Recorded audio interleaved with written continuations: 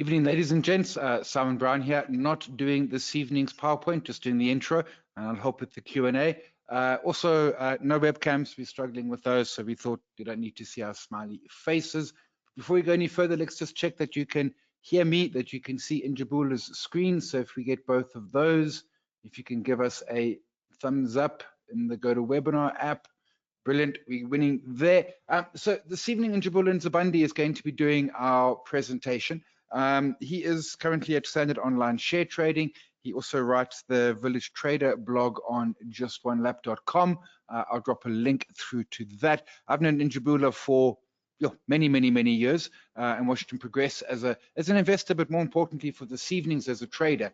And his focus is very much on 12 rules for trading, 12 that he's put together that he will go through. If you've got questions, drop them into the Q&A box. We'll come to them at the end of the presentation, but certainly we've got some time for questions. But with that, Njabula, over to you. Cool. Thank you very much, Simon, and good evening, ladies and gents. Thank you very much for joining us this evening. As Simon said, my name is Njabula Nzibande. I started trading a while ago, but I started really taking it seriously in 2020, in the midst of the pandemic when we were all locked up in our homes. That's when I started my podcast, the Village Trader podcast. What I was trying to do then was finding commonalities between traders, both experienced and successful and beginning traders. I was having a bunch of conversations with traders at various levels, until ultimately I found myself creating some rules and that I would follow and I would share with you today. But really how I learned how to trade was through trading itself. Most of the learning experience that I've had over the years was through the trading experience itself. And I found trading to be a game.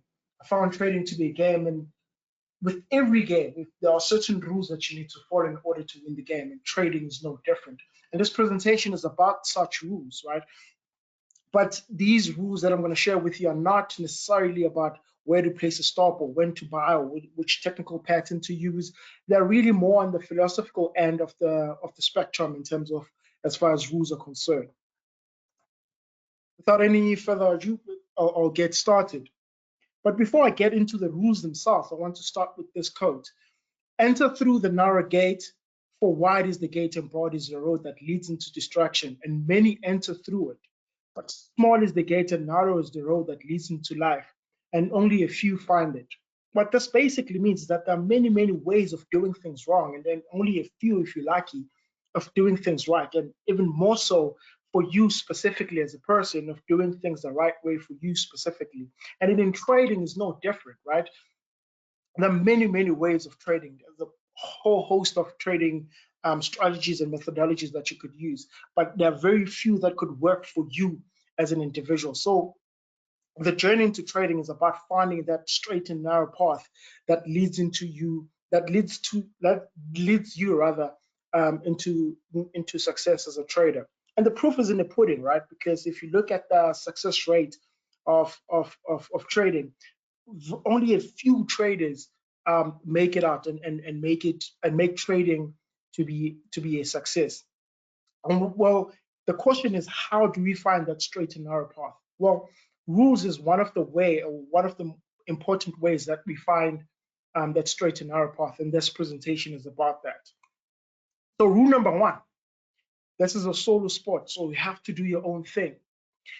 A journey into trading is similar to a journey into individuation, similar to when we were started in school, right?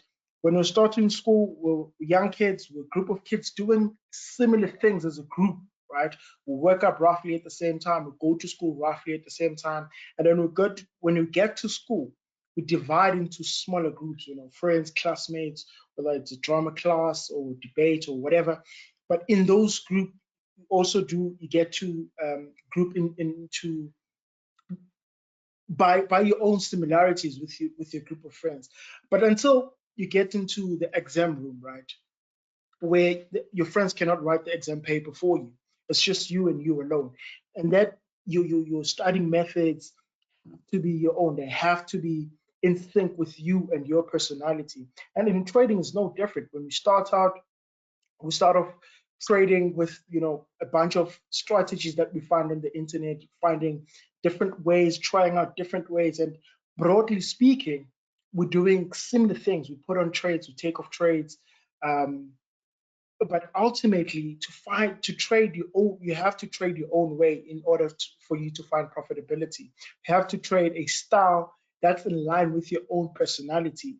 And the reason why this is important, because you can't trade the way someone else's trade, right? Because you're a different person and you have a different risk appetite than the next person, and you have a different personality altogether.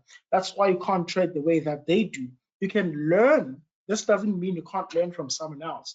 You should, and you can, because learning from someone else reduces the number of mistakes that you make, right? So you can learn from other people, but ultimately you need to trade a style that's unique to you as an individual, right? And how do we get there? How do we get to find that straight and narrow path for yourself? You'll find your own way for yourself. Well, you have to create rules and follow them. Don't just follow the herd. As I said in the beginning, it's okay to do what everybody else does, because for the most part, doing what everybody else does work. But as you go deeper and deeper into, let's say, your competence, that's where you have to deviate from the herd, right?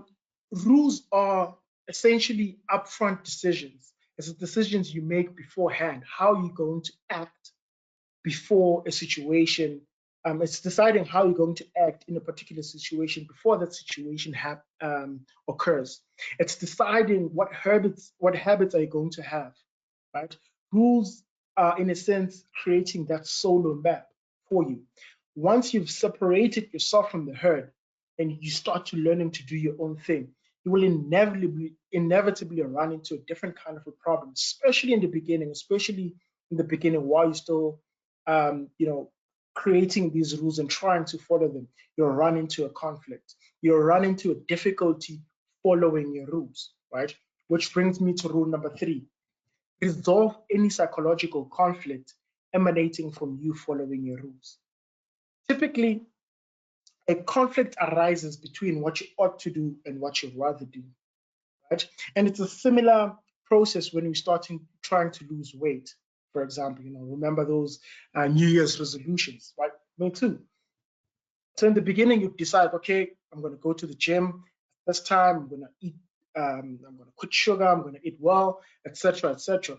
But in the beginning, that's fine. It works. It works great until that initial motivation wears off, and then it starts to get difficult.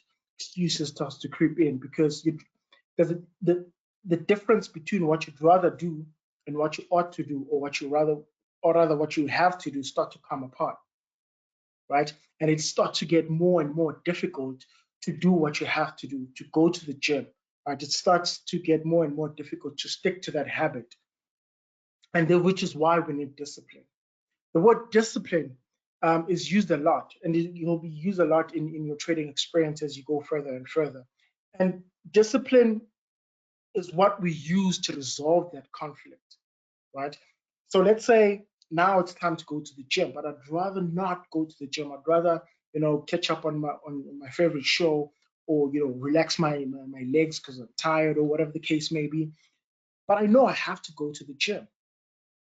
So I use discipline by saying, doesn't matter what is going on in my life at the current moment, because I had made a commitment to go to the gym. I'm going to the gym. You use discipline to force yourself in the beginning to stick to the habit until there's no difference between what you'd rather do and what you have to do, and what you'd rather do and what you have to do are the same thing. Now you get to that point where going to the gym is just a lifestyle, and you can use tricks in the beginning, or rewarding yourself with a treat. Maybe something like, if you go to the gym, you can come back and play some video games or something like that. You can just to trick yourself into that discipline flow until there's nothing else you'd rather do, right? That you no longer need discipline to go to the gym, because that's just who you are. And for example, in trading, in my own personal trading, I don't need discipline anymore to place a stop loss. I don't need discipline anymore to place a position in the correct position size. And I don't do this. I don't, place a stop loss as I enter the trade because I'm a disciplined trader. That's just who I am. There's nothing else I'd rather do. And it was through this process of using discipline in the beginning, because there was that conflict of, but what if my stops gets hit and then the market runs away from me or something like that? There was that conflict, but I used discipline in the beginning to resolve that conflict. Now it's just what I do. When I put in a position, I put it in the correct size. When I, place a stop loss as I enter the position, that conflict has been resolved. Being a disciplined trader is just who I am. It's not something I'm trying to do. I no longer have that conflict. So we use discipline to resolve that conflict. And this is important, to resolve that conflict emanating from you following your rules. Rule number 4, this is a business, treat it like one. Many people come into trading trying to get rich by the weekend. And I suppose, people go into business for the same reasons too. But it doesn't really work like that, particularly, in the biggest casino in the world. Sorry to use that. It's not.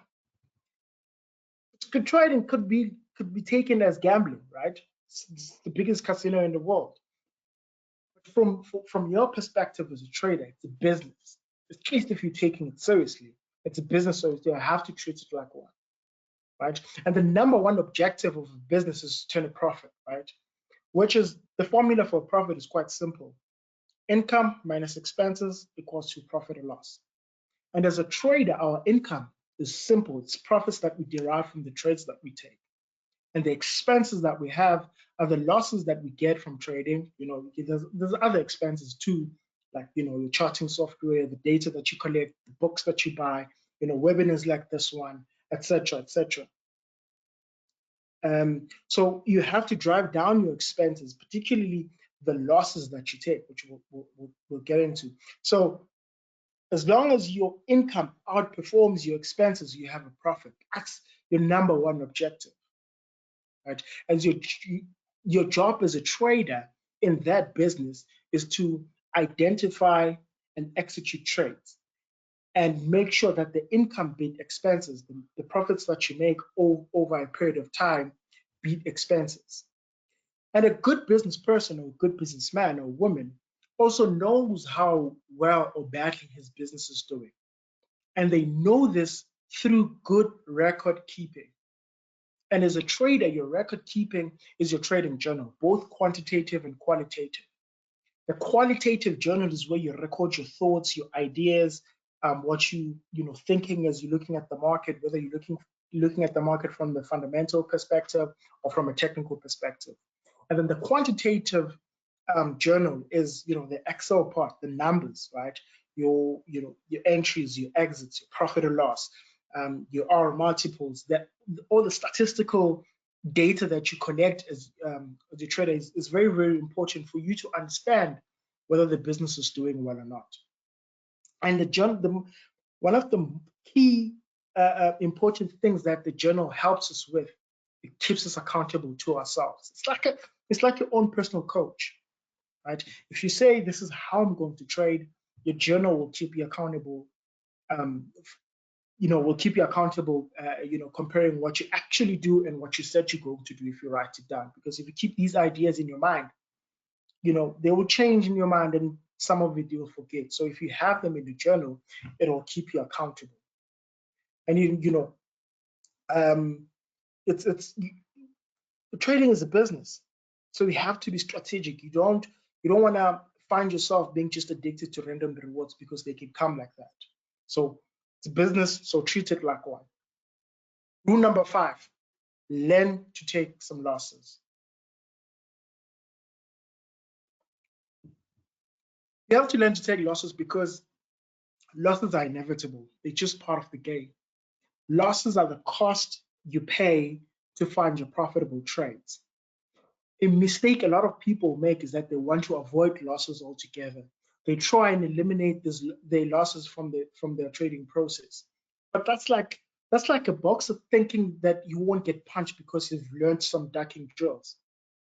And the problem with trying to eliminate losses is that it leads you to a different kind of a problem, right? It makes you sloppy. It makes you think that there isn't a risk in the trades that you take, right?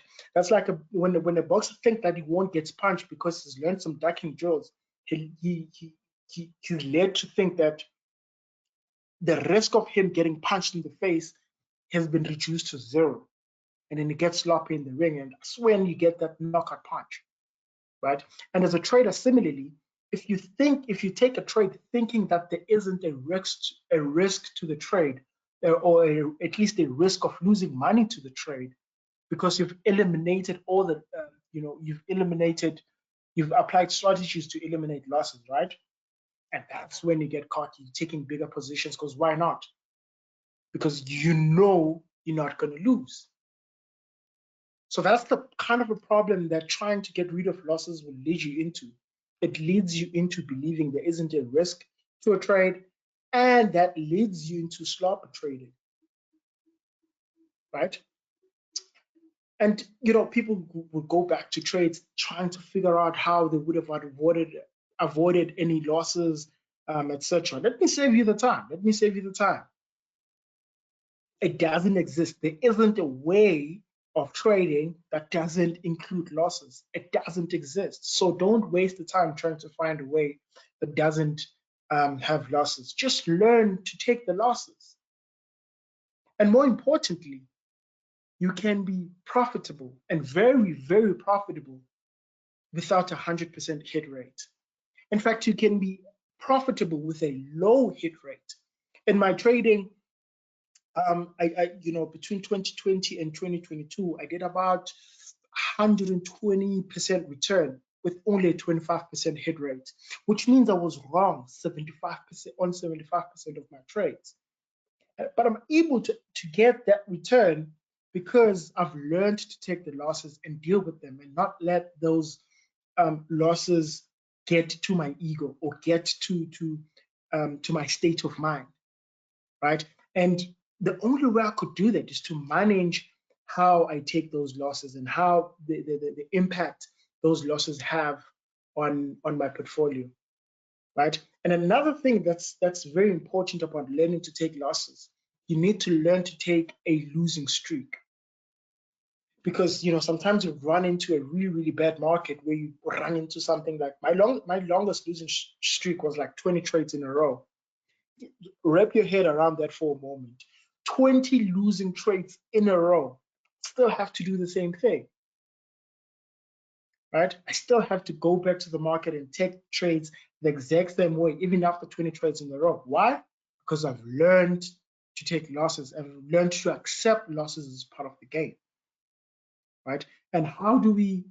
What's what the process that we use to help us learn to take losses? Well, brings me to rule number 6: cut your losses, cut your losses. Right? As a business, it's important for you to manage expenses. And the biggest line item for you as a trader, as far as expenses are concerned, is the losses you get from your traders, from your trades, right? And you have to manage the damage the losses do to your portfolio, because the losses don't just do damage to your portfolio, they do damage to your psychology as well, to your confidence. Whenever you're taking a trade, you have 5 possible outcomes. Either going to have a small winner, a small loss, a break-even trade, a big winner, which is what we're looking for, or a big loser. By all means possible, a big loss is what you want to avoid. You want to avoid a big loss with everything you have as a trader. And the way that you avoid that big loss is to cut them while they were still small. Right? And here's what happens if you have been difficult to cutting losses while they're still small because you haven't learned to deal with them or to accept them, is that they inevitably turn into a bigger loss, which is even harder to take, which then turns into an even bigger loss, which is then you are forced to take. Right? Once you find yourself into a mother of all losses, your broker is going to give you a margin call, right? And unlike the olden days, they'll just close your position. because you've run out of money. And as a trend trader, it's important to me, because I have a low win rate, to cut these losses short, to make sure that those losses are very, very small, because they don't do damage to my psyche, and they don't do damage to my portfolio, right? And how do you cut losses? Well, there's two important weapons that you have. Number one is a stop loss. A stop loss is a thing of beauty because it does exactly what it says in the sticker. It stops the loss from getting bigger. A stop loss is essentially a predetermined price that you set that you're going to exit the trade. It's like picking up the door as pointing out your exit door as you enter the room. This is where I'm going to get out no matter what. So you're buying stock, let's say at $100, stop loss is at 90. If the market trades to 90 Rand, you exit the trade, no questions asked. That helps to keep your losses small. It pre-commits you, especially if you place the stop in the market. There's various ways of, for example, you could say if the market closes below a certain moving average, only then it closes. But it's even better if you actually place the stop loss in the market and have the order in, so that you don't have to redecide mid-trade if you want to exit a trade. You can sleep well at night knowing that if the market goes against you, you won't be in that trade. And the second part of cutting losses short is your position size. How many chips are you pushing off as a portion of your overall pocketbook, right? If I'm buying a share, let's say at 10 Rand, and I have my stop loss at 90, which means my risk per share is 10 Rand, right? And if I buy one share, if the market goes down to 90, I lose 10 Rand. But if I have 10,000 Rand in my portfolio and I only want to lose 2% of my account, I divide the 200, which is the 2% of 10,000, by the 10 Rand, right? Which I can then buy 20 shares. That's my position size, right? That way, whatever happens, I know how much I'm going to lose on the trade. Of course, there's other costs into the trade, like commission, brokerage, etc., and swaps and the like, which I won't get into in this presentation. But I know exactly how much I'm going to lose. I know my position size into the trade. And with this combo, with this combination, stop loss and good position sizing, I never take a big loss. I've eliminated a big loss from my trading process, which means at best, if I don't get a big winner, my small winners and small losses are going to cancel each other out, and I'm going to remain flat, which is much, much better than losing a lot of money, right? So this combo right here, stop loss and good position sizing, will keep you in the game. Will keep you in the game so that you're available for your winning opportunities.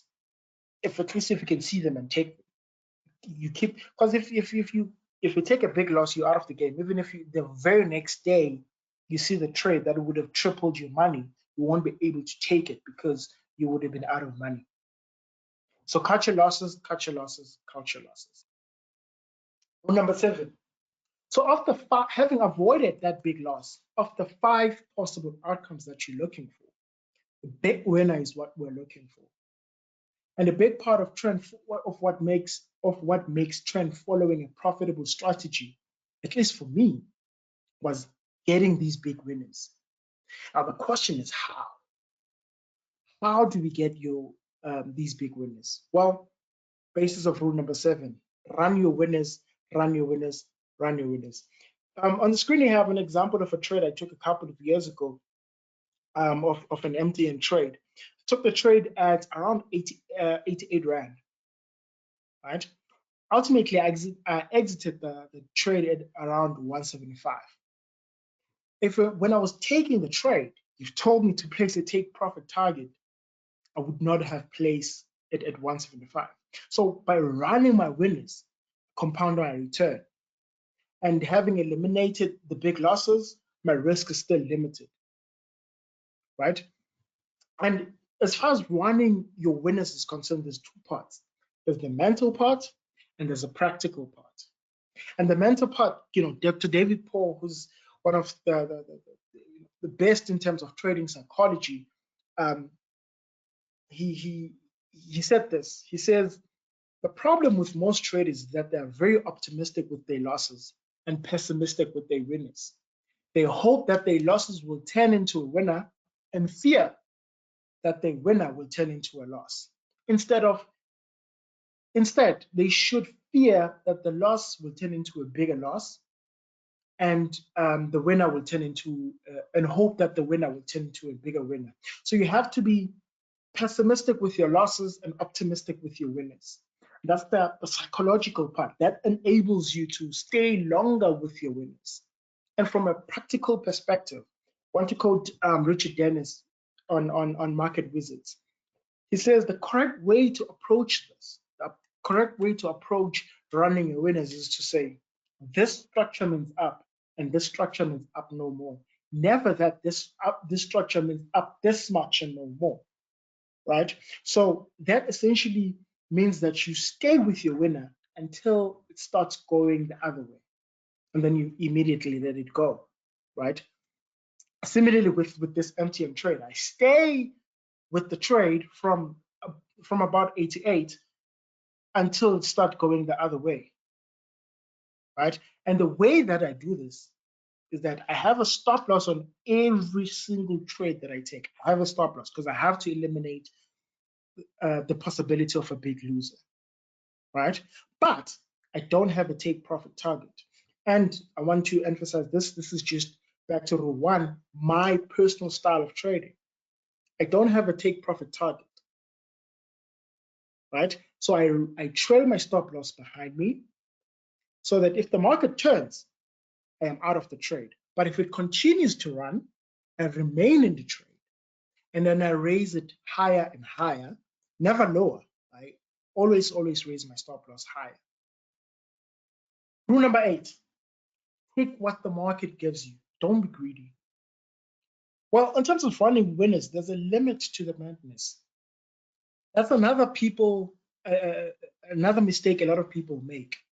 They take the principle of letting your winners run to feed their greed.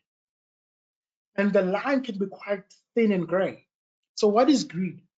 Greed is forcing opportunities that are outside of opportunity set. So, for example, you're an equities trader, your style only works on equities, but someone tweets about or brags about a big winning trade that they have on Bitcoin, and then you want to jump on the bandwagon, on the bandwagon, right? Or you have, it's taking a trade in a size that your account cannot handle, right? Because you're sure the trade is going to work, so you want to double your money quick. So you take you take the trade in big size, and that sort of thing will clean you out, right? Or staying in the trade for longer than the market is offering you, right? Saying, I want to run this winner, I want to run this trade because it's a winner. When the market is turning, you don't exit because you're sure the market is going to turn, and you want to stay with your winners, right? If you take for example, that MTN trade that we just looked at in the previous slide. When the market came to my stop, I didn't say, no, I'm going to stay in the trade because it's a big winner and I want to run my winners. I said, no, cool. This is what the market is offering me, and I'll happily take it and move on, because that's in my field of opportunity. So take what the market is giving you and don't be greedy. Rule number 9. Discipline and consistency are your friend, right? If there's one thing that guarantees you success in trading, and I suppose success in anything else, it's this combination right here: discipline and consistency, and they both feed off each other. Having applied discipline to resolve the conflict we spoke about earlier, you need to apply consistency at all times, not just when things are going well. Because what typically happens, people are disciplined and consistent when things are going well. So for example, people will take every trade that their system produces while in the bull market.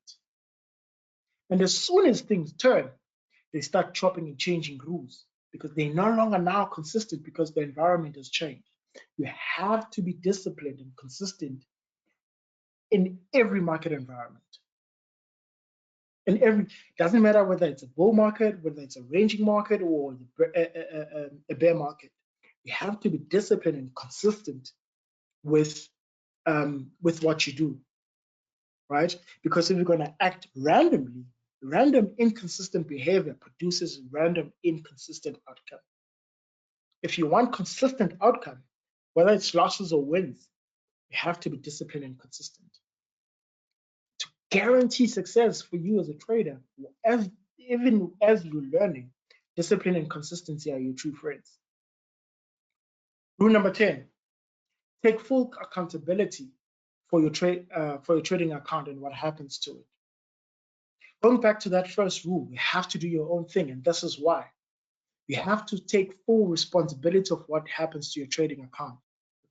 You can't blame your broker, can't blame your tipster, you can't blame the market itself. No one is chasing your stop loss, none of that stuff. You have to take full, complete accountability for what happens into your trading account, because nothing happens in your trading account that you don't allow for it to happen. Right? You have to take full responsibility of what happens into your account, both the good stuff and the bad stuff. You can't just take credit when things are going well and want to shift blame when things are going badly. If things are going well, good for you. That's on you, man. And if things are going badly, that's also on you. Right? So take full responsibility of what happens to your trading account. Rule number 11, rather. You cannot borrow conviction. You have to build it through experience, right? You cannot read it, you cannot YouTube it, you cannot Google it. You have to old school grind it out. To take a trade and be accountable for it, you have to take it with courage of your own convictions. And more importantly, you need to have conviction and belief in yourself. You have to believe in yourself that you can do it. You have to, believe in yourself that even when you're still learning, have to have that conviction in yourself that you will learn and you will get this right. Again, you can only get that through experience. You can read books, you can read some trading article, listen to podcasts. All that stuff is great for your learning process. But the only way to do it is through experience, which brings me to the last rule, rule number 12. There is no bypassing your 10,000 hours. As a trader, you can learn a lot, as I said, from books, podcasts, articles, etc. Right? But you learn how to trade from trading itself. They say it takes 10,000 hours to reach mastery, but it doesn't take 10,000 hours to learn. You get to the 10,000 hours 1 hour at a time, one step at a time. You know what they say about the journey of 1,000 miles, right? It starts with one step at a time. For some of you, perhaps this power hour is that first hour. Be patient with yourself, put in the hours, learn and grow. Now, I want to come to an example.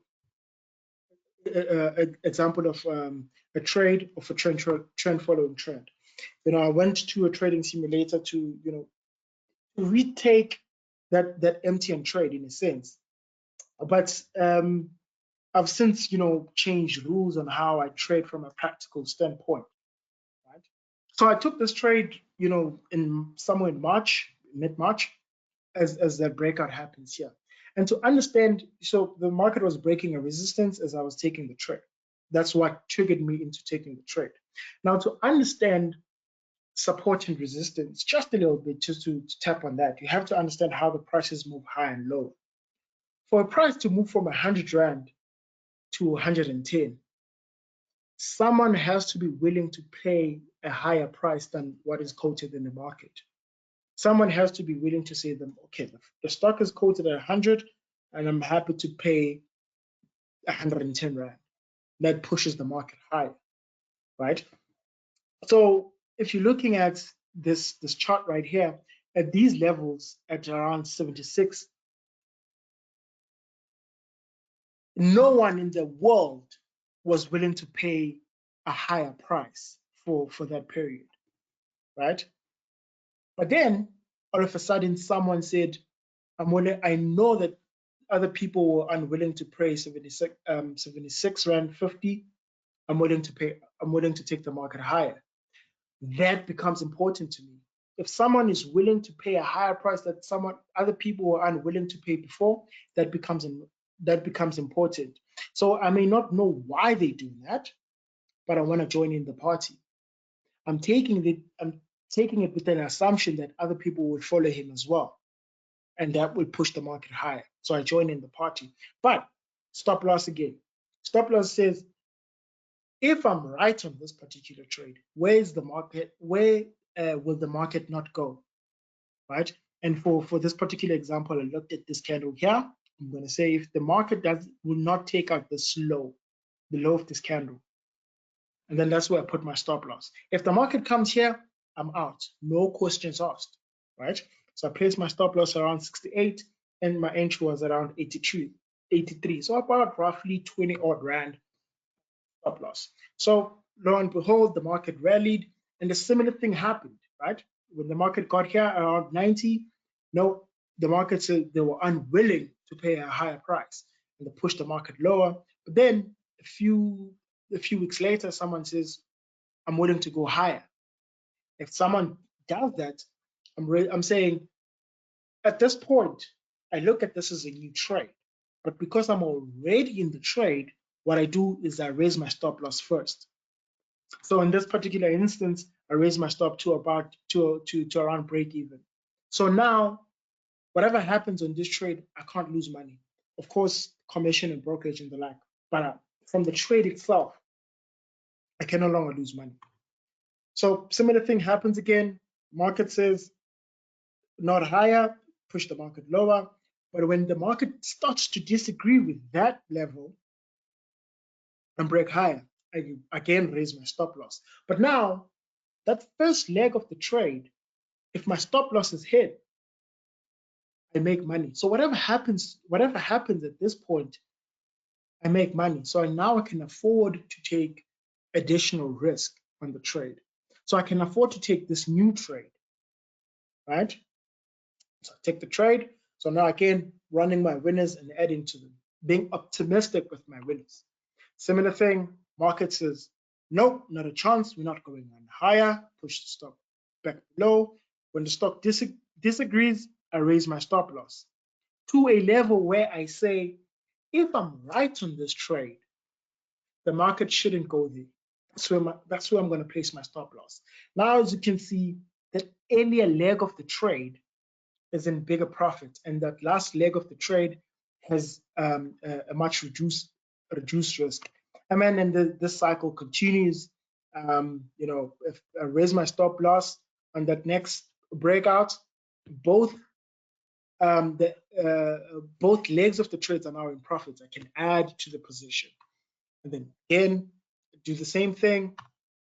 Again, do the same thing. As the market starts to break higher, I raise my stop. If my stop loss is above my last entry point, I add to the trade. If it's not, I stay with it, right? Raising my stop loss, etc. Now my stop loss is at break even. The market says, so at this point here, I was waiting for the market to break that 208 level, but the market says up no more. So remember when I took the trade, it didn't say up this much and no more. But the market is saying not up any longer. And then I'm happy to take the money and run. And even if this trade was, in the beginning, this was a new trade, I still would cut my loss short here. Cut the loss if because here's why. Here's why you have to always cut the loss. When my stop loss was triggered there, I had no idea the market was going to go as low as 107. And I can tell you to this day, it hasn't traded back up to that 179 level. I mean, that 175 as well, where I got stopped out. So this is why once your stop loss is hit, this is why you must cut your losses short. Once the stop loss is hit, you exit, no questions asked, because you never know. So your mind will take you back to the time where your stop loss was hit and then the market rallied without you. But you'll always forget these instances where your stop loss was hit and you were taken off the trade and it saved you a lot of money. You can imagine if I didn't exit this trade, how much money I would have lost if I said, I'm going to stay with this winner because it's a big winner, right? With that, ladies and gents, let's do a quick recap. Rule number one, it's a solo sport, so do you have to do your own thing? Number two, create some rules and follow them. Number three, resolve any psychological conflicts emanating from following your rules. Number four, this is a business, so treat it like one. Number five, learn to take some losses. Six, cut your losses, run your winners. Number eight, take what the market is giving you. Don't be greedy. Number nine, discipline and consistency are your friend. Take full responsibility for what happens to your trading account. You can't borrow conviction. And lastly, there's no bypassing your 10,000 hours. Some book recommendations: Trading in the Zone and The Disciplined Trader by Mark Douglas, particularly Trading in the Zone. I consider this the Bible of trading psychology. I go through this as much as I possibly can, at least once every 3-4 months. I use an audiobook, so it makes it much, much easier. Market Wizards by Jack Schwager. This book is a kind of like a podcast. It's a book where he interviews, legendary traders. And there's plenty of them. There's Market Wizards. There's Unknown Market Wizards, the recent one. There's Hedge Fund Market Wizards. So any of the Market Wizards book, it's a great read. Reminiscence of a Stock Operator by Edwin Lefebvre. Story about the legendary trader Joseph Livermore. How I Made $2 Million in the Stock Market by Nicholas Douglas.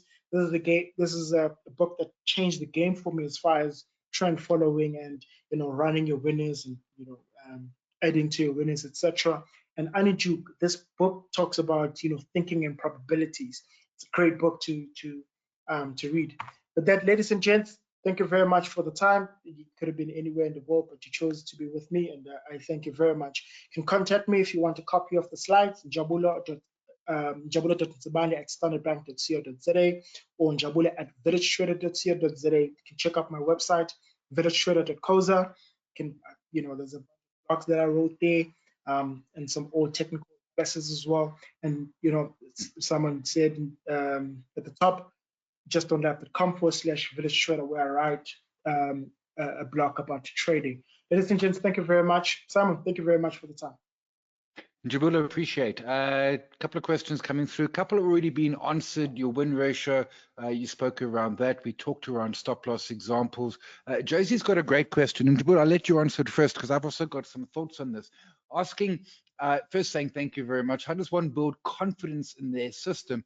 I feel whenever I'm doing whatever I'm doing might not have the edge in the market for the long term. How did you build that confidence? Because it is, I mean, as you correctly say, hugely important. But at the beginning, you say to folks, make your own rules, and that's quite actually scary and difficult to do.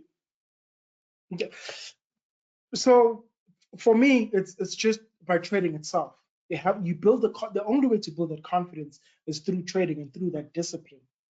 Right? And the question is, how can I be confident in this whatever trading system that I'm using, that it will be profitable in the long run? Is that you have to try it out, and you have to try it out with discipline. Let's say, for example, you want to try out a moving average crossover system, right? What the system is doesn't matter.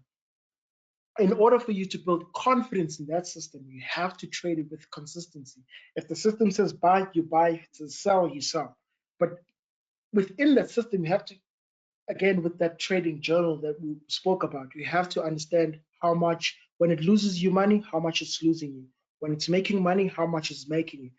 As long as on average, you make more than you're losing, you should be fine over a period of time. And you build that that confidence in yourself and in your trading system by applying it, by trading through it, while even when you have a doubt that this is going to work, You still do what the system says you should do. And I think the best way to do it, at least in the beginning, is to find a mechanical trading system where you don't have opinions on when to take a trade or when to take off a trade. Everything is set in stone. You just execute. So that helps build that confidence. And so obviously when you trade the system, for me, it was the laser system designed by Simon and the 721 as well.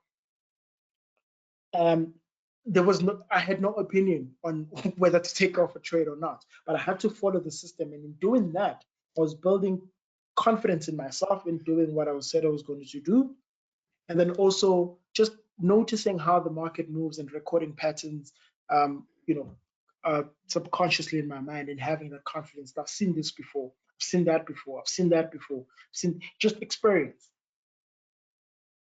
And that's a great answer, Njibula. And what you're saying there, it's almost less about confidence in the system, it's confidence about yourself. I concur with the mechanical system, in other words, a rules-based system. And I do think that the way you really build that confidence is by doing and actually doing. I would add one point to it. And in fact, Mark Douglas talks about this. So you've got an idea. You're going to do a moving average crossover, or maybe the lazy, or a 721, whatever the case may be. Go to something like TradingView, where you can go back in time and sort of back test that system, see how it works, etc. Don't tweak the rules. Do it as you're sat down with. And if it's working and it gives you a positive EV, well, then you can say, well, fine, let me now in real time paper trade it. In other words, don't use real money, just use a demo system, use monopoly money. It's boring and it's difficult to be disciplined because, if you lose, it's not really money, etc., etc.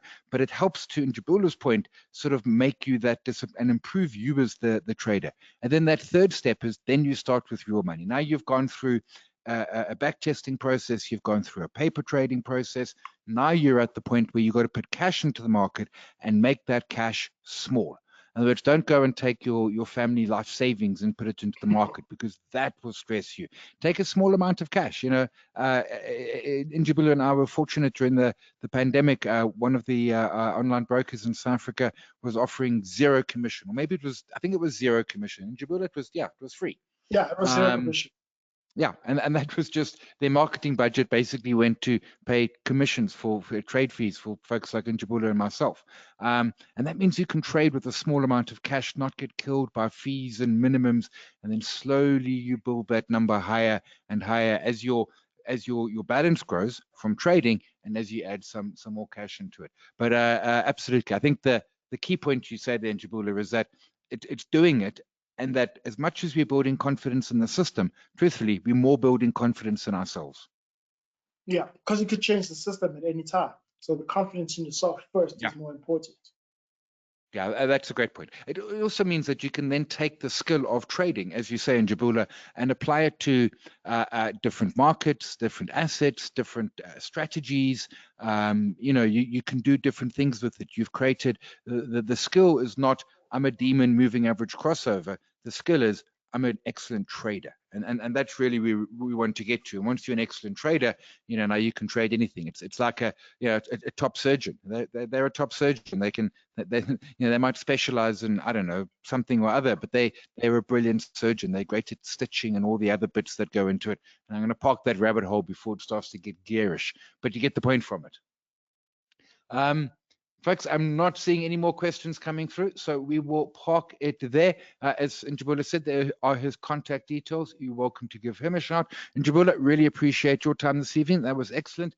Ladies and gents, appreciate your time. As Njibula said, you could have spent the last 50 minutes anywhere. You chose to do it here.